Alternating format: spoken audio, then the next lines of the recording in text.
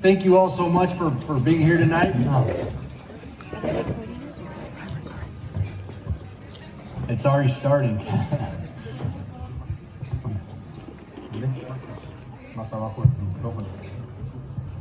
Okay. This project got going. President Sam Clough would know probably I think 7 years ago. I think is when we first got this field naming ceremony rolling. After my first year of coaching, my wife can attest that we grew a whole new respect for Coach, and for the 30 years that he put in here at the academy and 20 years elsewhere. And so because of that, we got this project going. And I really appreciate it. Just first of all, want to thank everybody who contributed time, money, different means to make this ceremony work. I'm not sure if everybody's seen on the far side of the field, we have the field entrance. It's got the Max Arch Spilsbury Field archway. And then over here, back here is that there's a structure for the plaque. This plaque that will be set in there as well. And we appreciate all those who helped with their donations to be able to commemorate Coach and for all that he's did for us. We're gonna go ahead and start with our program. They're gonna start serving. It's kind of a long program, but I think most of us would love to sit here for hours and listen to different Coach Spilsbury stories. And so we will go ahead and begin our program. All of you should have programs on your tables where you can follow through. But we'll go ahead and start off with an opening prayer by Landon Rami, one of Coach's grandsons, and then we'll follow through. Just follow the program. We'll begin with Maxie Spilsbury, Trent Hatch, Jesse Jones, Brandon Rami, Sam Clough, Kenny Rami, Jose Pepe Gonzalez, Sean Wetton, Leighton Rami, and we'll just continue on. So without further ado, Landon, I'll turn it over. Thanks. The first day of practice, most of us never seen a football game. We didn't know which end was up. On the blackboard there was a bunch of X's and a bunch of circles, and it took us a while to figure out what was going on. And when we got out on the field, it was so many pasos para adelante and so many pasos this way. And we were like, I don't know about this. Yeah. After a few days, we got it down to where we thought maybe we could do it, thanks to the coach. And I wanted to talk a little bit about our first game. We played a team from Chihuahua, Prepa, and when we were getting off the bus, when we saw their team, we were like, get back on the bus. Those guys are way too damn big for us. I mean, I don't think our team averaged 150 pounds, and these guys are like 250 to 300, you know. And all the coach said, Nandale, you know, you can do it, you can do it. Well, when we came home, we beat them 60-0. So, no, así estuvo muy bueno. And the one thing that I wanted to say about my tío, the coach, was the difference that I saw in people's lives, people that come out there with no confianza and find out they can do it, find out they have what it takes to do whatever. That was the most impressive thing about my tío and what a change he made in a lot of kids.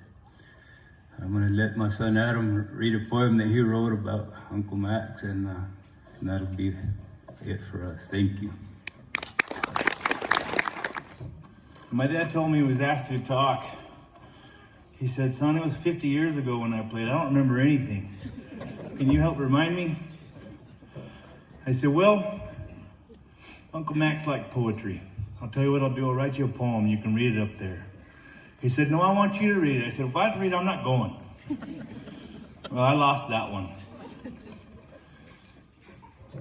Sore, broken, and battered.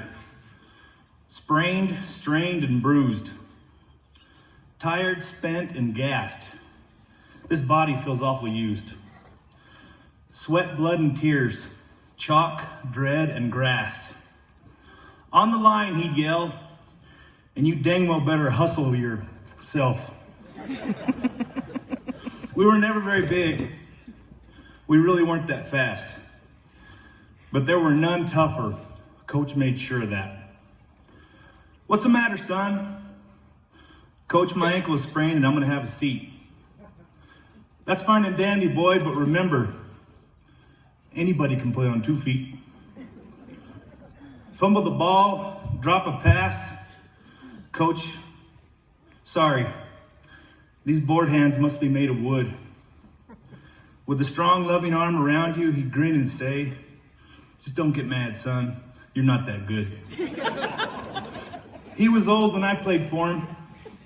But if your hitting wasn't up to par, he'd challenge you in full pads. And you better believe that old man would have you seeing stars. We learned about being a lobo, a pack, and then on your own, you're nothing. If one of us screwed up bad enough, it meant extra wind sprints we'd all be running. The fourth quarter was ours. It didn't matter the score. He'd never take that foot off the gas. We'd give our all and everything until the clock was over. Only so many jerseys to go around, only so many seats on the travel bus. Bull in the ring was your chance to challenge and prove that you were tough enough to take it from some other poor cuss. Never give up, never quit. Leave it all out on the field. These philosophies he drilled into us. To thine enemy, never yield. Whenever I feel down and out, whenever I feel behind in this game of life's score, I can still hear Coach's voice reminding me, son, you can always do one more.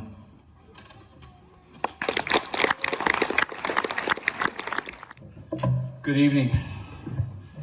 It's great to be here. It's great to see some familiar faces, but let's just tell the truth. We know a face, but we don't know a name, right?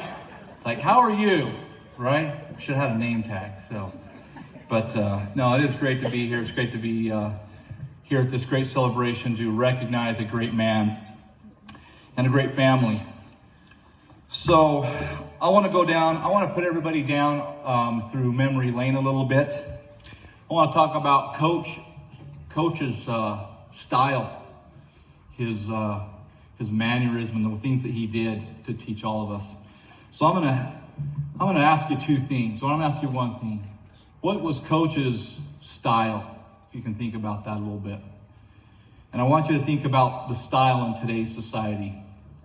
And I want you to think about, would Coach Spilsbury make it in today's society? Just think about that a little bit. So when I started putting my thoughts together, I thought, let me think about this a little bit. What was Coach Spilsbury's style? And so we're gonna go down a list of the things that he taught us and what he put us through. So the first was, Coach Spilsbury's style was military love style, right? He loved us. He loved us hard. And some of the things that he shared with us and we all experienced was bull in the ring. Remember bull in the ring? Running up that beautiful hill right there after a win or a loss. Remember wake-up drills? Remember those all-sanitary Clorox bottles that we all participated? Remember our best-in-class equipment?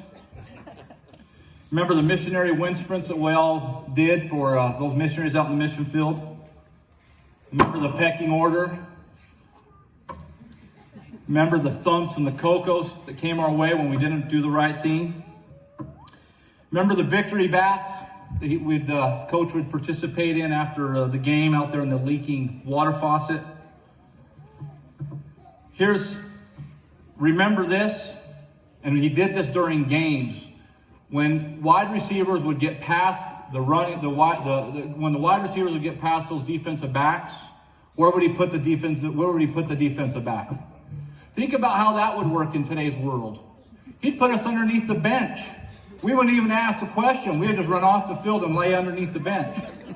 Edward, I saw you there a couple times because I was there. All right, sunny skies, you too, right? But Coach Spilsbury also has some special gifts. He knew how to motivate young men. He knew how to make us dig deep. He inspired us. He taught us the importance of dedication and discipline. He taught us how to work through adversity. He taught us how to face challenges head on. He taught us how to be a team player. He also had a knack for putting the right kid in the right spot. Talking about being a team player and putting the right kid in the right spot, I want to go down the list of the Gerald Hatch family. This is how it worked out for us. Travis, 6 foot, 180, first string tackle. Trent, 5'8", a solid 130 pounds. First string bench warmer. Garrett, 5'11", 175 pounds, first string center. Greg, 5'10", 140, first string wide receiver. Randall, 5'7", first string bench warmer and second string QB. Burke, who knows what happened to him? But I'll say this, like I said, Coach knew where to put kids. He put kids in the right spot, and he knew their potential, and he knew where to place them. And he wanted these kids to reach his full potential, and so guess who he put at Waterboy? Quinn. So, but ironically, Coach saw the future, because Quinn now works in the water treatment business. So you got to hand it to Coach Spilsbury. He saw the future, he knew where to place people, and he knew how to motivate them.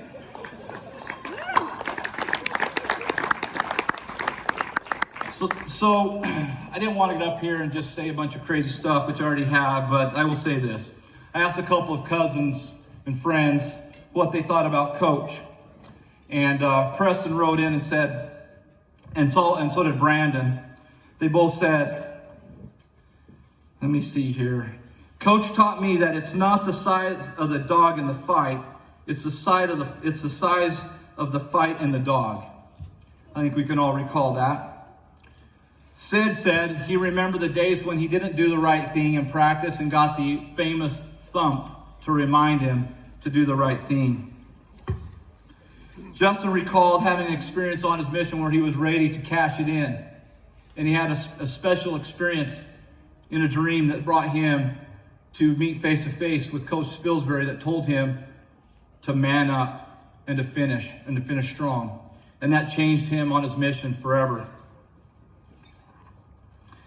Bruce wrote the following. Bruce Romney said the following. He said, for me it was this, and following the theme of that great poem.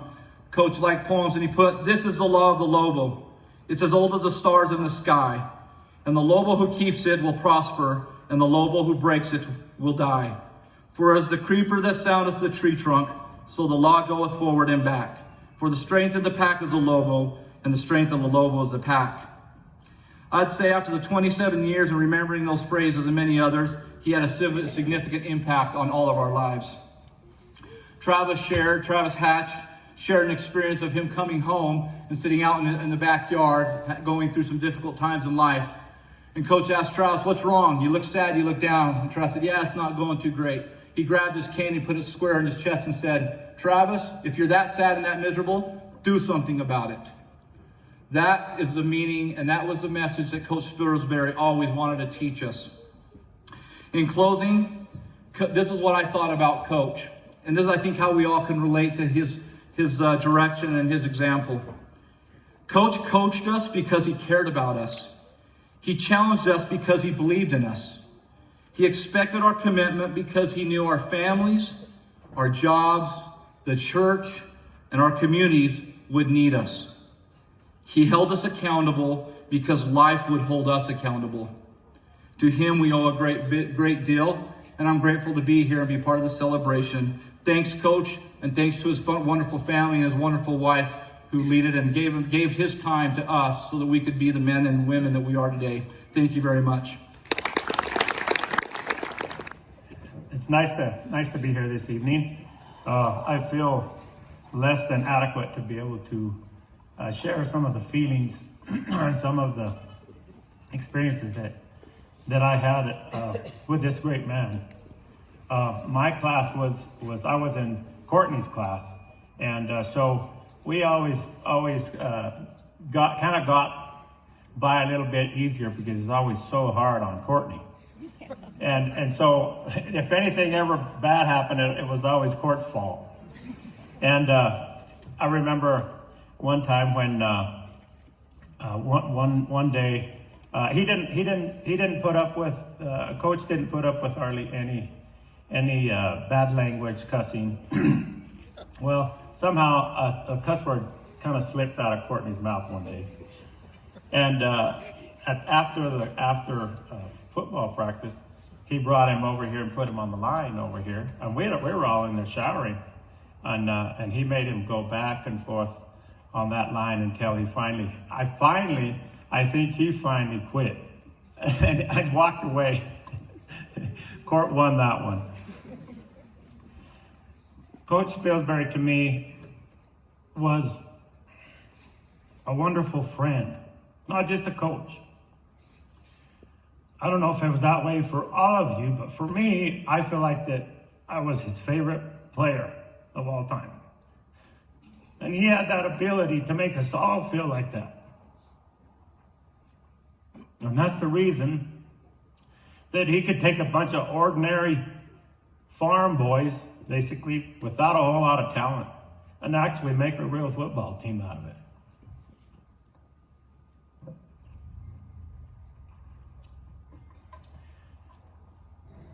Somehow he knew how to touch each one of us and get each one of us to give our very all, everything that we could possibly give. I remember Coach, I remember his integrity. He was a man of very, very high morals, very high integrity. And he wanted all of us to be that same type of people. I remember sometimes he would come up to me and say, Jonesy, because that was my name and probably at least almost half the people in here's name. Jonesy, what do you know for sure? And the correct answer to that was, the church is true. He wasn't just a coach on the field, he was a religious leader, example, friend. Tell me, what person do you know right now that's a coach or a teacher that would actually go to one of their students or one of their athletes' wedding and write a poem for him and read it? At my wedding, he did that for Wendy and I. He was at my farewell when I went on my mission, and he wasn't just there, just sitting there listening. When I got done, he came up and handed me a check and say, "Hey, here it is. Have a good mission. Make it count and do us all proud." I feel like that he has helped so many people that it would be impossible to measure how many people he has influenced by getting so many of us to serve missions. I know almost all of the kids in our class went, and we all went, and we all finished, and we did good jobs. And I attribute it, a lot of that, a big share of it, to the fact that we had Max Spilsbury as our coach and our friend. He was in our corner.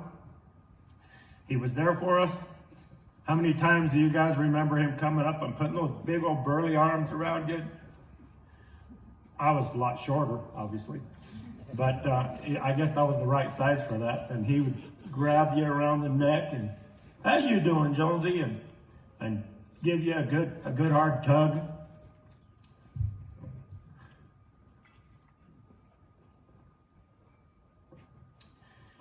It just made everything okay. Everything was good. I remember football was not easy. It wasn't easy. It was very hard. It was probably one of the hardest things that I've done in my life. I remember practically every day for the first couple of years wanting to never go back. It was hard, but you know what? We kept coming back and we kept doing it. And we were lucky that in our senior year, we had a great football team and we had a great experience. And it was something that I will never forget.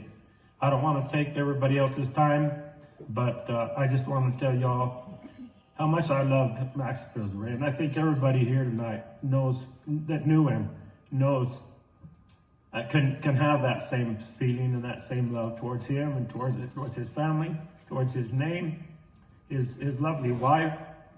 I got to be in their home many times, and there was a spirit there that was of just 100% peace. 100% peace. He got along so well with his wife, and it was an example to all of us, and it still should be today. And that's all I have to say. Thank you.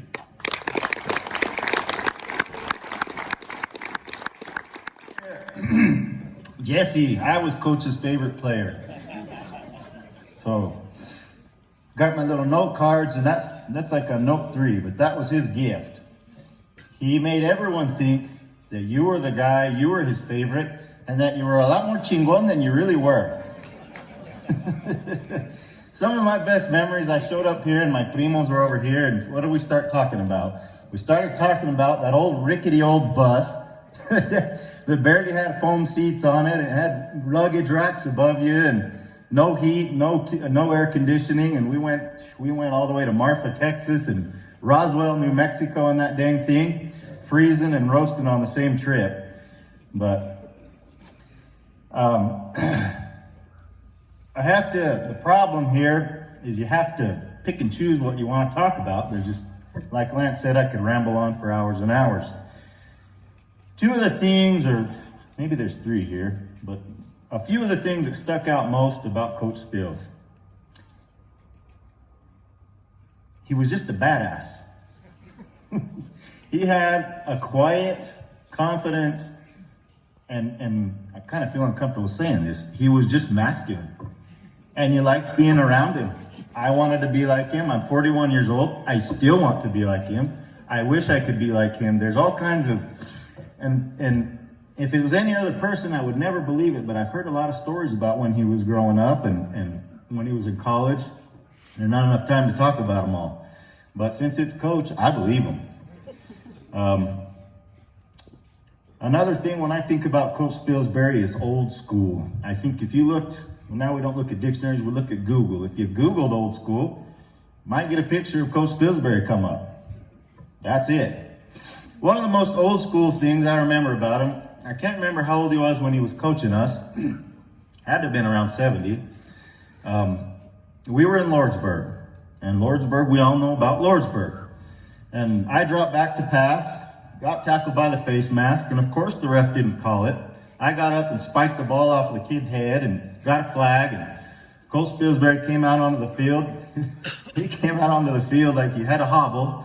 And he came out hobbling after the ref, rolling up his sleeves. Come here, you chicken shit son of a bitch. And Courtney and Lester were back there pulling him back. Now calm down, Dad, calm down, okay. And he got a big flag, and I don't know, we were probably on the Lordsburg 30 or 20, and we ended up on our own 5, and of course we had to punt on that drive. So, another old school that story that talks about how old school he was. Trent talked about how he would be doing nowadays. Well, we used to do a drill called the stick. Now it's quite savage and quite primitive in its nature. 2 kids, grab a stick and see who can get it from the other one. No holds barred. I hate to name drop, but it was Gary Schill and it was Max Romney, his own grandson. And we're over there in the corner and we're doing the stick. And I was junior or senior and they were, been freshman or sophomore. And old Max, he was a little bigger than Gary and he got him on the ground. And Gary was on his back and Max put that stick right in his neck. Gary's choking and gagging. And my eyes are wide as a saucer, like, okay, Coach is going to stop this. Nope, he didn't stop it. And I'm like, okay, Max is going to win. Gary's got to breathe. He's got to let go at some point. And we used to have this drawing in the old locker room, the old sweaty locker room. You guys remembered it was the crane with a frog down its gullet, and the frog's halfway down the crane's gullet, and the frog's got the crane by the neck, squeezing. And it says, "Don't ever give up." And I'm looking at it like, "Don't give up, Gary, don't give up." And sure enough, yeah, Gary got his old cleat and put it right in Max's crotch and lifted him up with one leg. And Max had to make a business decision right there. I'm gonna have kids or I'm gonna get this stick. So he chose children. So, and I looked at Coach Spilsbury and my eyes were like this, and Coach was just chuckling. He just laughed and he got a kick out of that. I think any other normal grandpa would be, "Hey, you okay, son? You okay? He just laughed at that and thought that was the funniest thing, the neatest thing ever. Yeah, getting long-winded here.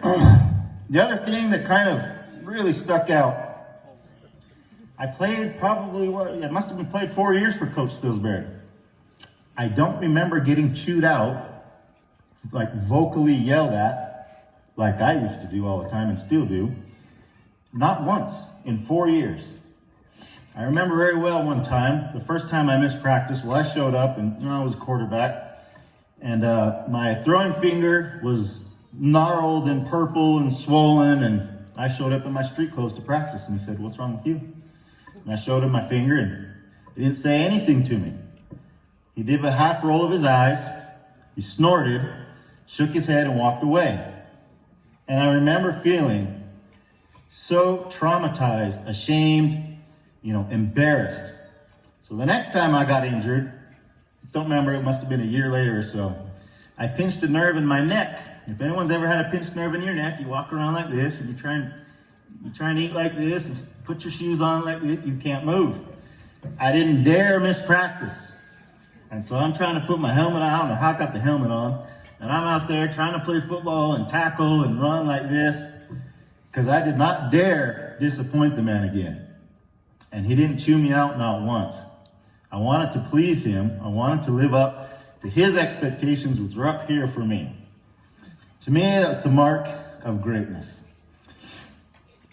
So in closing, I think if they were to have a most interesting man in the world competition, I think Coach Spilsbury had a good shot at winning that. If you look back at his life, he was a warrior. Fought in World War II with the most elite units that there was.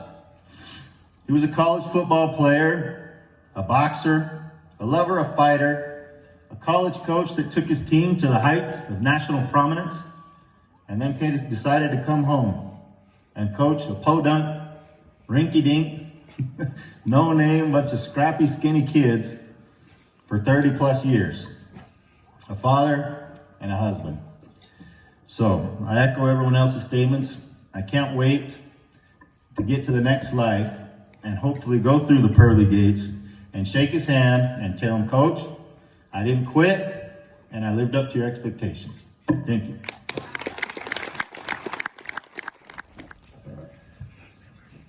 I guess you're out there, I can't see anyone. I knew Coach Spilsbury. I had 3 different kind of relationships with him.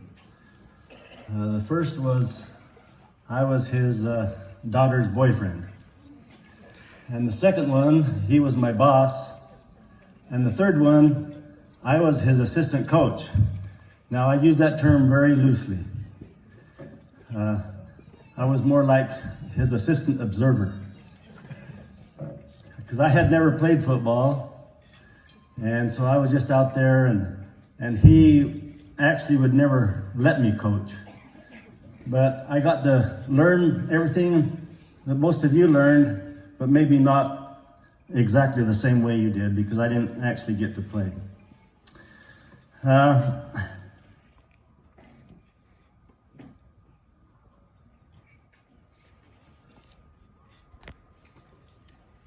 I just lost my notes, so I guess I'll have to remember.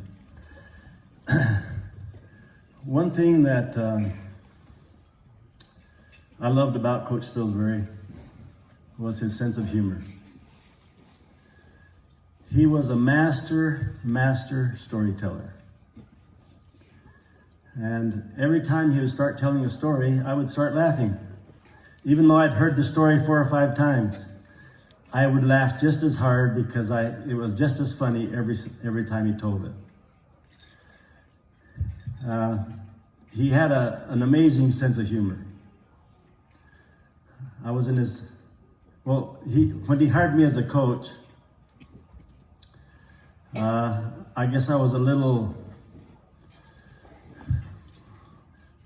I guess I wanted to succeed, and so I kept the kids too long, and so they didn't make it to mutual. So one day I was walking up the stairs, and he was on the phone, and he said, President Call, I don't think we need to fire him. He's a good young man. He's just inexperienced. I know he doesn't let the kids go to mutual, but have patience with him. We'll work with him. And so I walk in and I sit down. I'm just wilted. And then he starts smiling, and he was just joking. Another time I was in the office, and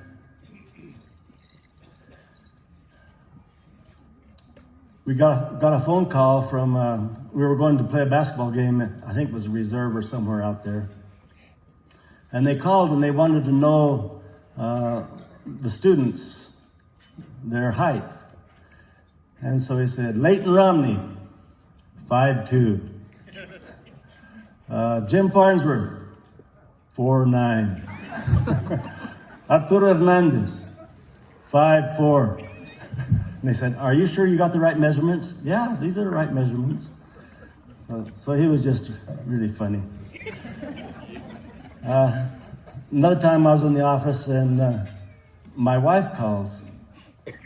And he said, I'm sorry I can't hear you. And he puts the phone out, and she says, I need to talk to Sam.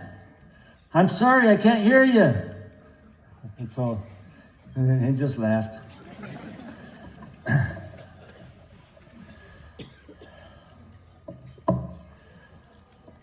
As I had the opportunity to observe Max Spilsbury, he was such an outstanding coach that I was awed by him. He had such a relationship with the young people. And everyone, as has already been explained here, everyone thought that they were his best friend, that he was the number one.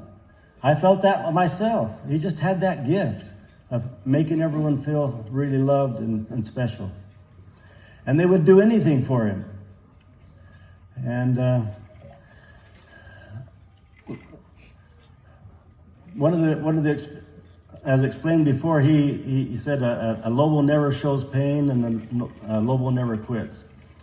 Once Reynaldo Vizcaíno had a real bad face mask, and he had a bloody nose, and so I was over there trying to help him, and he chews me out and says, get him back over here.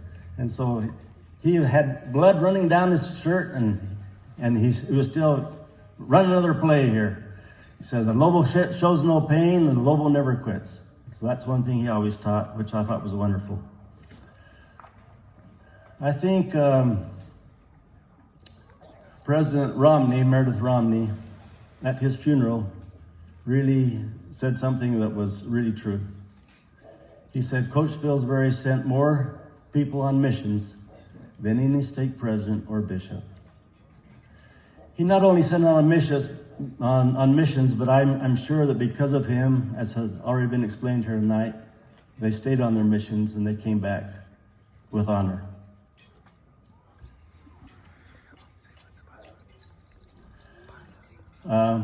I would go into his office and he would be writing missionaries. And he had a drawer clear full of letters of missionaries who had written him. And he would subtly teach the importance of missionary work and hard work on the mission. For example, he would have a drill that was maybe really hard, and he says, do it again. And they'd do it again. He said, now just to show that you can knock on one more door when you're on your mission, let's do it one more time. And of course, his missionary wind sprints, we all know about those. And so, as already explained here, I cannot adequately express the admiration, the love that I have for this great man, and for all that he's done for so many of us. One time he told me that his patriarchal blessing said that he had a mission to serve with the youth, and he fulfilled that mission very well.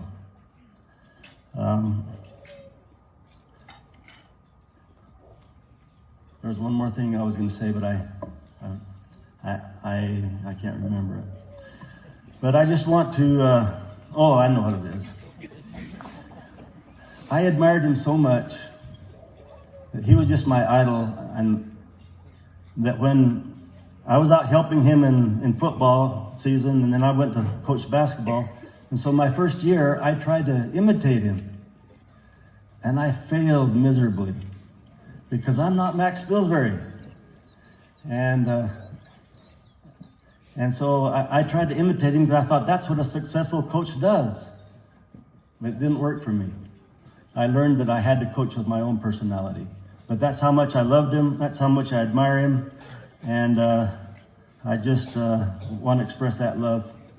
Thank you. Well, it's going to be kind of hard to follow all of those, but first of all, as a family member, I just want to tell each and every one of you how very, very much we appreciate you coming out tonight and sharing the love that we have for our father, our grandfather. It's amazing to get to talk to each one of you, and I love to hear the stories about my dad. It's been 19 years in November since he passed away, and I still constantly am getting more stories, and I love it.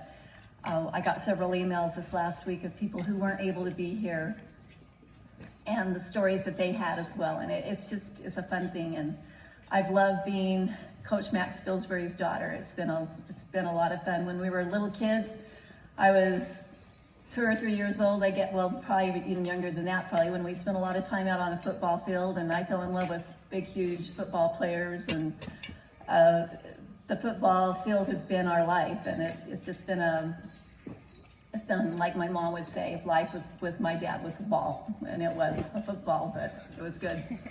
I just wanted to,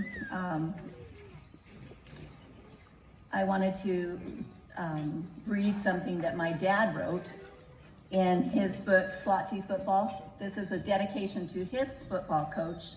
And if I can see this here, I think it pretty much describes my dad as well. This is what he said about his favorite coach, his high school coach. This was his dedication.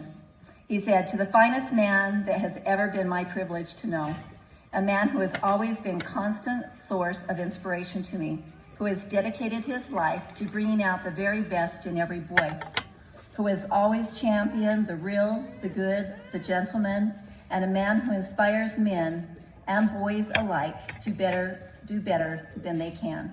This was his high school coach, Waldo M. Dicus. And he had a great love for this man, and I think he's the man who inspired my dad to be the man that he was. John Wooden said, any coach, a good coach can change a game. A great man changes lives. And I think Dad was one of those great men who changed lives.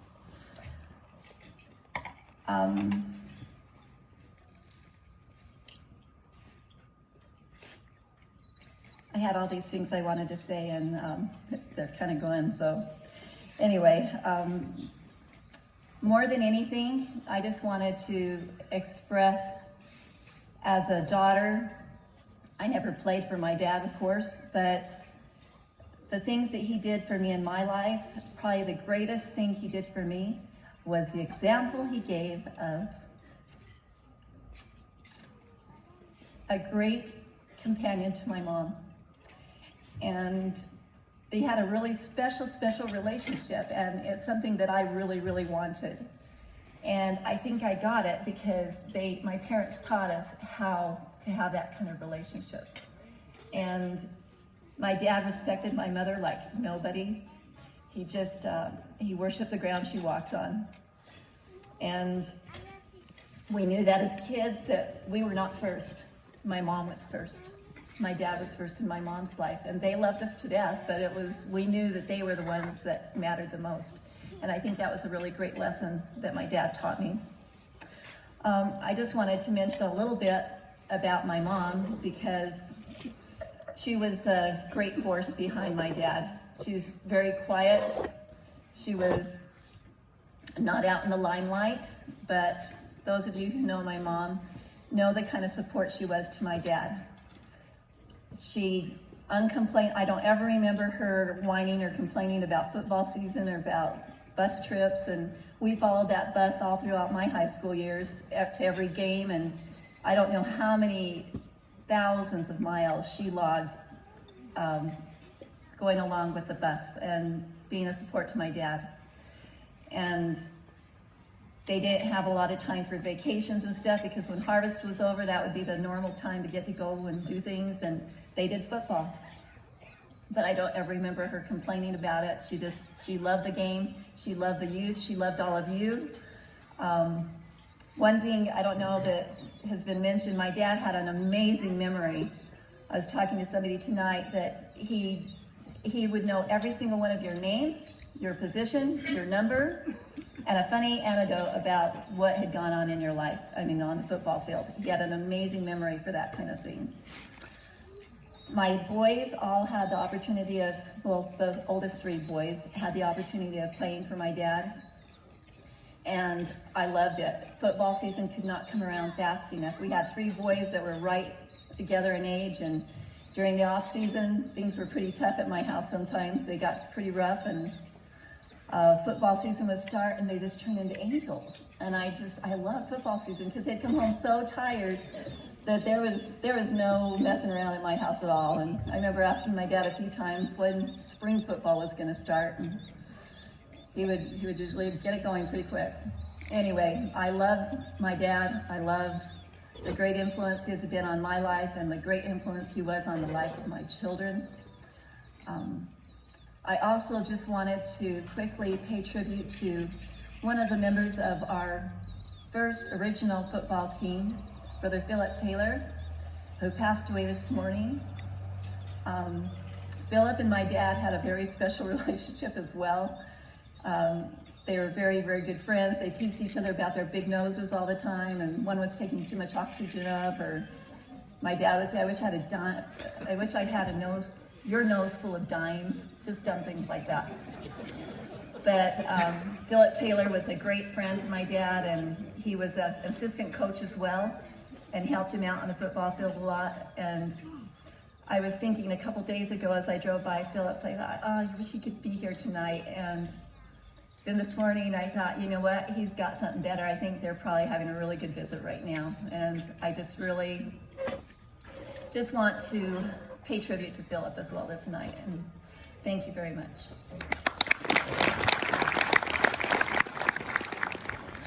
Buenas noches, yo soy José Humberto González, Pepe González. Quería comenzar aquí hablando en español porque voy a terminar hablando en inglés.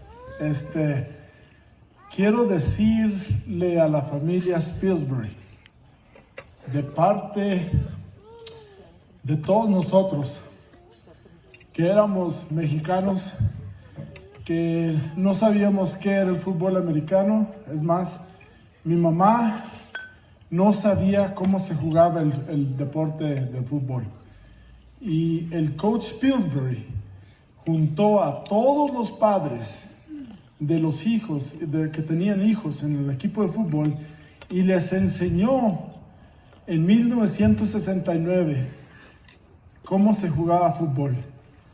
Y después de eso, mi mamá, Palín González, ella se podía ver la televisión y podía ver y entender el deporte de fútbol americano. Y cómo le encantaba a mi mamá ver los juegos de fútbol.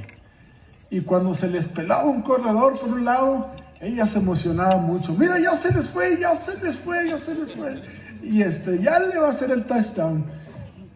Y pero para mí, lo que ha hecho el director el coach, mi amigo por el estado de Chihuahua, por todo el deporte de fútbol que hay aquí en Chihuahua, fue por medio de él. Y quería darle ese tributo a él. También quiero decirles que yo lo consideraba a él como mi padre, porque él me enseñó más de la vida y me preparó más para la vida que cualquier otra persona.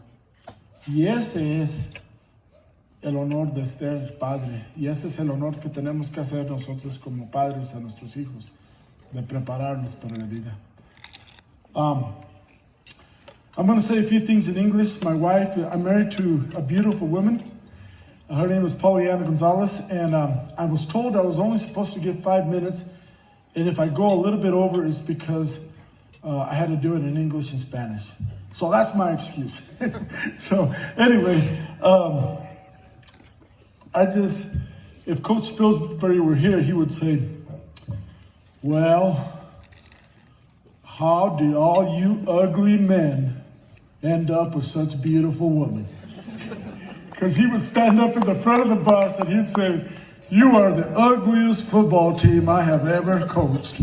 I can't believe I brought this such ugly guys. And so anyway, he was just a classy man. He was just really, really cool about that. And he just was fun to be around.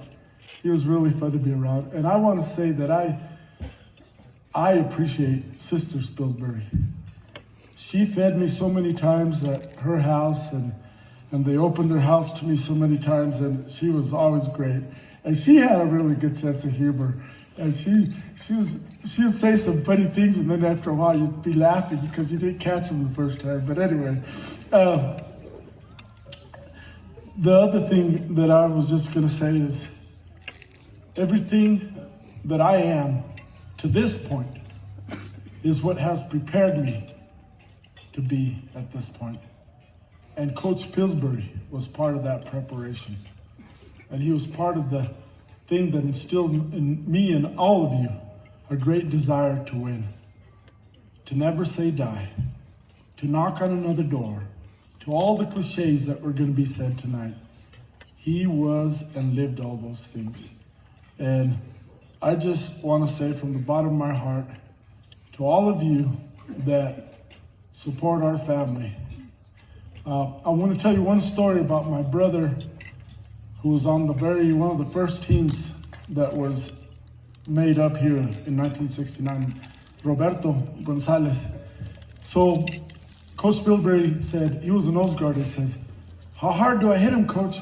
And he said, hit him as hard as you can, Gonzalez. Just hit him as hard as you can. Boom, it hit him. Boom, it hit him. Gonzalez, if you break that helmet, I'll buy you a steak. And so, man, he just kept hitting him, and at the end of the night, he broke the helmet.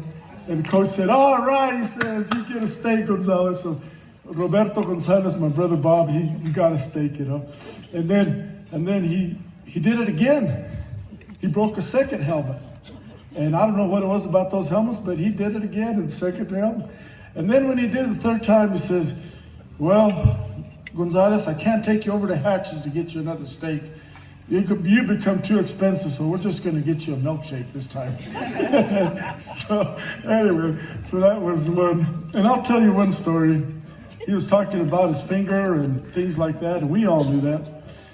The first time I found out about it, we were playing against the Universidad Autónoma de Chihuahua, the WASH. And anyway, so he looks at me and he says, and Gonzalez, you are blocking like a girl. What's the matter with you? And I said, Coach, I'm sorry, I'm sick, thinking that I might get a little sympathy, right? And he says, sick? Did you say you're sick? And I said, yes, Coach, I'm sick. And he says, sick? Hell. He says, anybody can play when they're healthy. It takes a man to play when they're sick. Are you still sick, Gonzalez? I'm not sick anymore, Coach. I'm ready to go. Let's go. And that was it. So it didn't go over too well when I told my kids that story, when they told me they were sick. So I don't know. Maybe I didn't have the Max Spilsbury touch, but Anyway, I want to thank you all for inviting me and giving me a chance to talk to you, and have a good evening. Thank you. It's great to be with you tonight and see so many friends. You know, this past couple of weeks I've been thinking about what I might say about a man who changed my life and influenced so many. My admiration for Coach Spills started long before I was old enough to play football. See, Coach Spills had a roping arena, and I thought that was the coolest thing ever, because my first love has always been horses. And Coach would tell me, I love cowboys because they're tough. I didn't know anything about football. I remember talking to my friends when we would have been freshmen, and they were all saying all the positions they were going to play. And I thought, man, what am I going to say? I don't know anything. So I piped up and said, well, I'm going to be a tackle because they can tackle people. And that was the extent of my football knowledge. But I grabbed Coach's book, and if you haven't read this book, I would highly recommend it. Because I had the question in my mind, why was Coach able to bless so many lives and make such a difference in so many young men and their families' lives? And I just happened to flip to page 130, and on that page, Coach is telling the story of when he disciplined a player in Arizona. But I'm going to give you straight from Coach's mouth what he said. He said, my motivation in everything I did for the kids who played for me, whether it was via wind sprints, tough drills, or creative disciplinary practices, was to help each one become better. I wouldn't be satisfied if a kid was not a better man in every way after having played for me. I know this sounds kind of high schoolish, but that is the way I like to do things. I wanted the kids to appreciate the opportunity to play this great game of football. He goes on to say, focus must be put on the character building aspect of the game rather than merely preaching. Hard work and discipline fairly given to the point where it is almost all a young man can take helps a kid know himself and be proud of himself. And I think from the stories that we've heard tonight, we've all heard testimonies, if you will, from players that Coach lived what he believed. And because of that, he was able to bless all of our lives. In the front of the book, there are a few little snippets from previous players, and I thought I would read just two of those. One was Gerald Bird Taylor says, it seemed you were as concerned about helping boys become men, have self-esteem, and believe in themselves as you were about the game. And then Philip Taylor and Sister Kenny mentioned, that he passed this morning. More than one boy has become a man on his football field. I will forever be grateful for the opportunity that I had to play for Coach Spills and for the opportunity I had to be associated with him. He changed my life, and I know he changed the lives of many youth. And I hope the Spilsbury family knows how much we love and appreciate them. Kenny talked about that a little bit. That was one of the first things that came to my mind this week as I thought about Coach Spills was actually Sister Spilsbury and her love for each of us.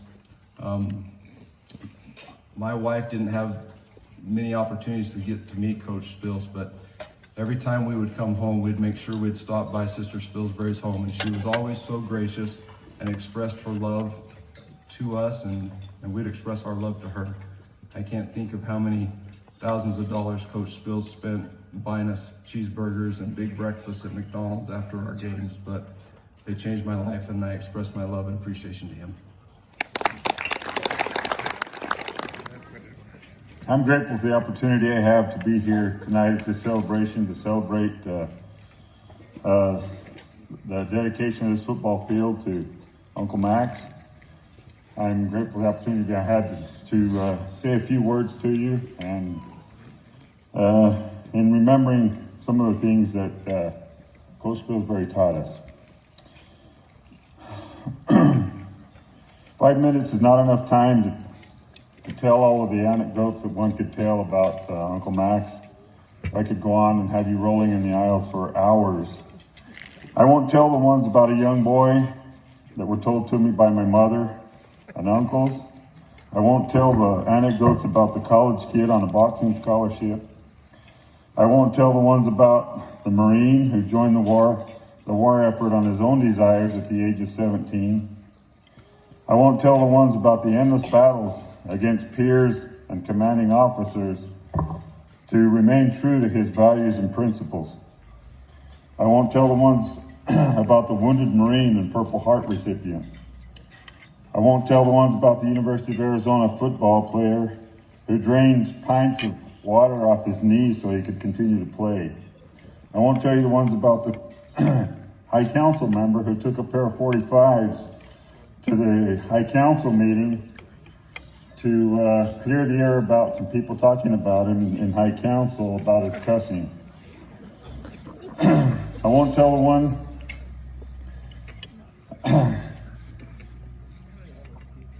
I won't tell the ones about the football coach who took his college football team to championships, to the national championships.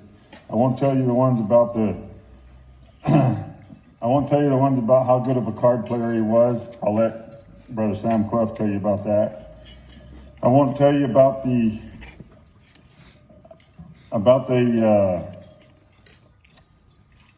football coach or his win and his loss record. I will, however, relate my perception of Max R. Spilsbury, the man who, by example, taught all of us how to treat and respect women. I apologize in advance to Rebecca for not living up to his high ideals and his high example that he taught us.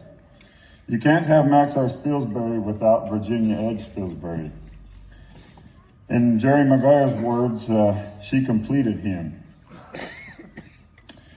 She said, like Kenny said, that life was a ball, a football, a basketball, a golf ball, a baseball. It was a ball, everything about him. She was at his side basically all the time. She was either on the sideline filming the games or cheering, but she was at his side all the time. He had a profound love for his wife, Aunt Virginia, and it showed in his eyes. When she'd walk into a room, his eyes would light up, even at an old age. He always had this love and respect for the woman that he chose as his wife, and she chose him, I guess, as her husband as well. He taught us to respect womanhood through his words and through his actions, through his example. He loved her so much, he married her 4 times. You'll ask why? Well, he eloped once, then he married her again for his family's sake, and then he married her again in the temple, and then he married her again in Mexico for in front of the law here. So that's 4, if you're counting. He was always a gentleman toward her. He was always opening doors for her, always keeping her out of harm's way. And he taught us all of these things by his example. As I witnessed Aunt Virginia's decline later in life as her bishop, I realized what he had seen in her. I witnessed it firsthand.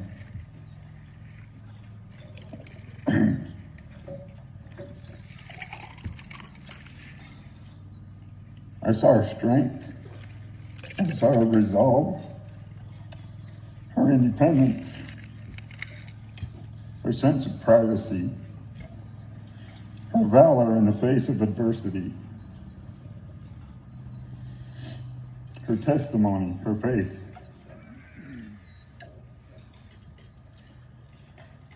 Last but not least, her deep and true love to her husband. They had departed this world before her, and her desire to be with him again.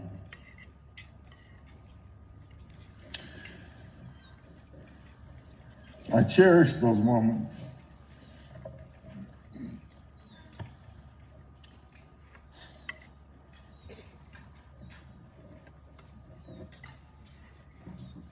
I cherish the private moments I had with him. The times when he gave private advice, expressions of love.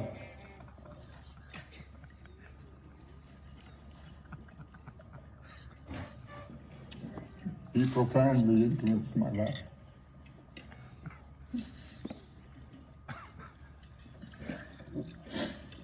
He wasn't as big a crybaby as I am, but I appreciate him and his example. I appreciate all the things that he taught me. through word, through deed, through example. I think all of us are better for having known him, for having associated with him, for having played for him, and for having him be our friend, our director, our coach. And we will forever be in his debt for the things that he taught us and for the example that he gave us. Thank you.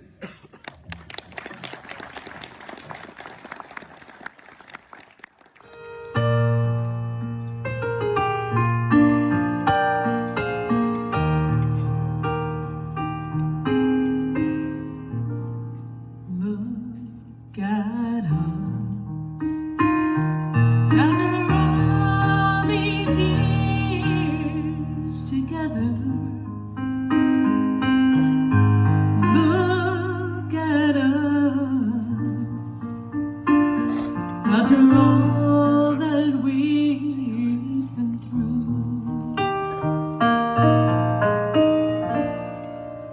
Look at us, still leaning on each other.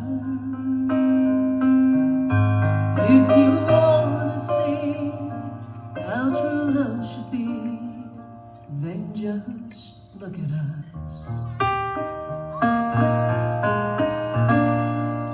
Look at you, still pretty as a picture. Look at me, still crazy over you.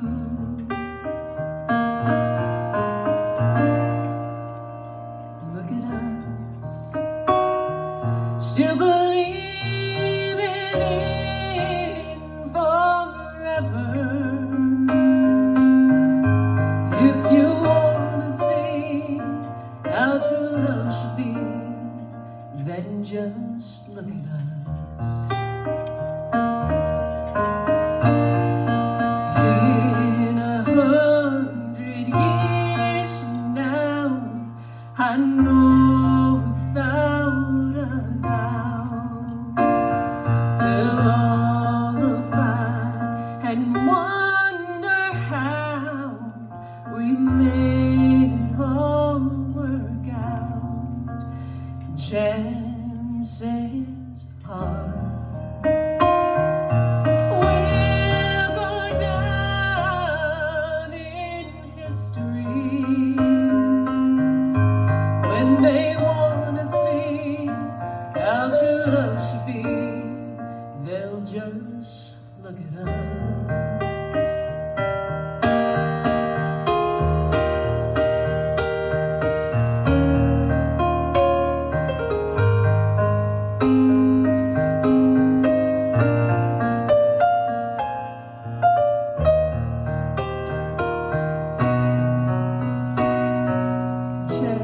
Chances are we'll go down in history. When they wanna see how true love should be, they'll just look at us. When they wanna see how true love should be, they'll just look at us.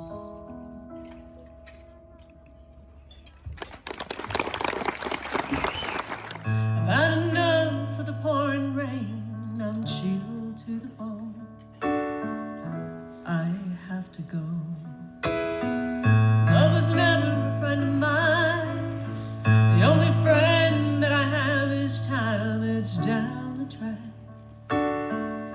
ain't looking back.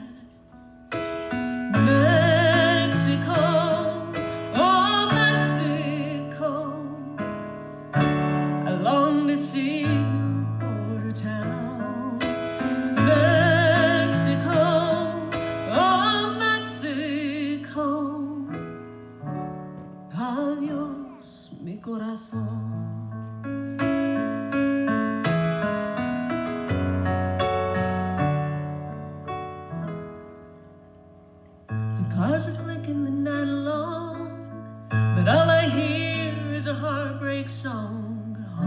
haunting me relentlessly. Come the morning and I will stand on the banks of the Rio Grande, a brand new day.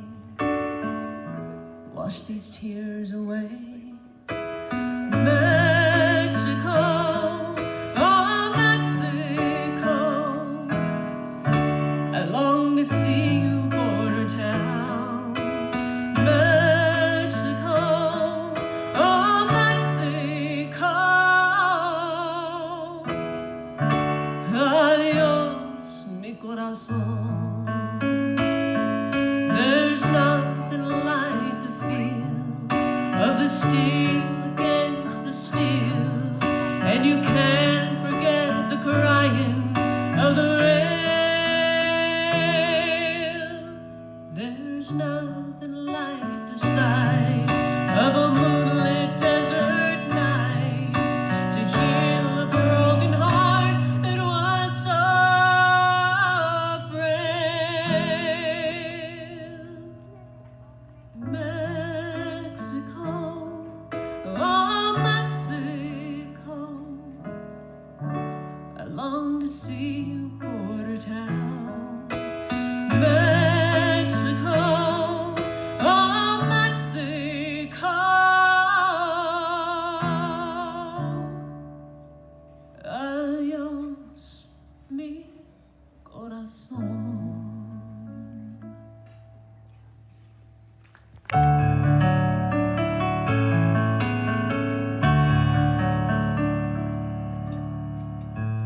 Barefoot in the patio truck, on a blanket looking up, half a moon peeking down at us from underneath the clouds.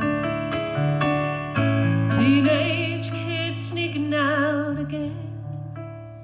We heard the thunder rolling in. We were following the moment when it all came pouring down. The Georgia rain on the Jasper County clay couldn't wash away what I felt for you that day. Just you and me down an old dirt road, nothing in our way except for the Georgia rain.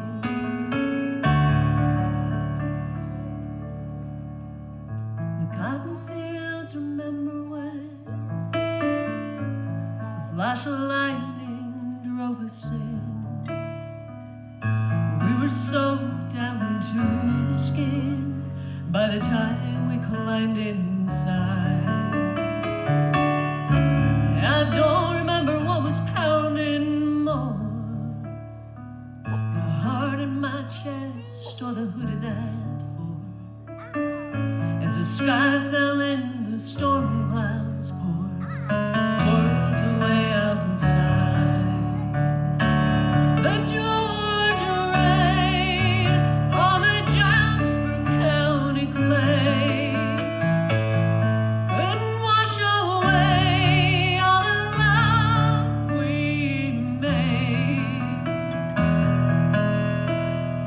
Just you and me down an old dirt road. No one saw a thing except for the Georgia rain.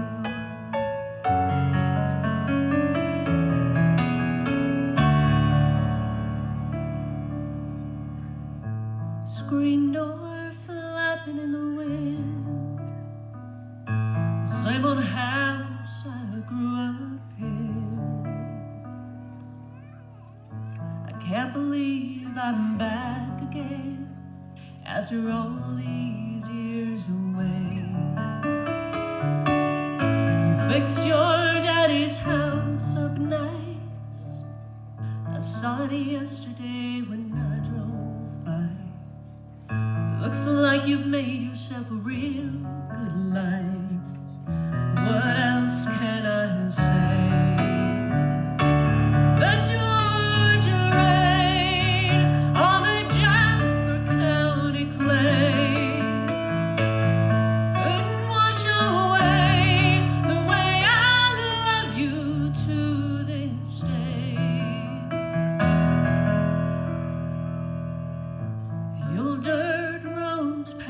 and over now.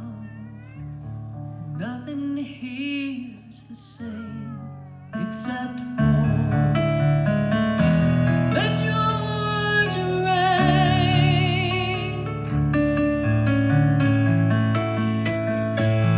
Couldn't wash away the way I love you to this day.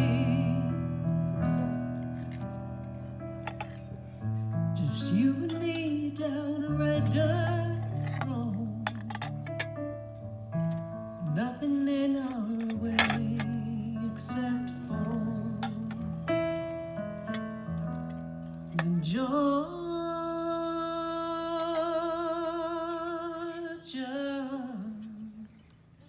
rain. It's rain on me.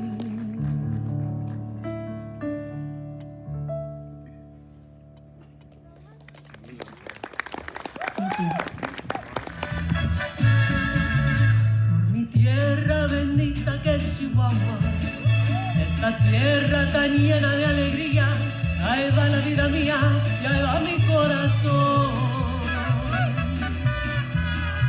Corazón que nació para ser rebelde, porque sabe perder cuando se pierde, porque grita contento cuando gana. Que viva mi Chihuahua, que es toda mi ilusión. Viva Chihuahua, tierra que sabe a cariño, tierra que huele a sotol. Viva Chihuahua, tierra bendita, bañada de luna y del sol.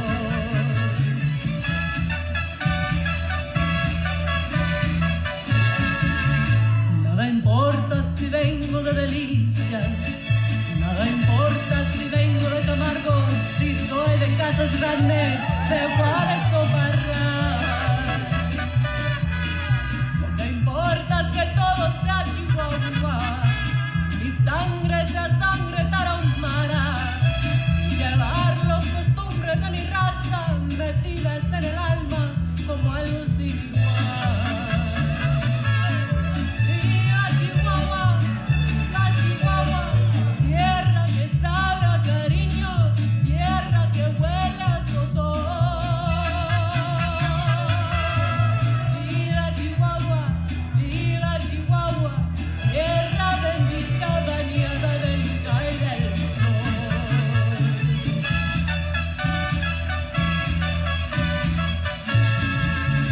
Qué bonito es sentirse chihuahuense,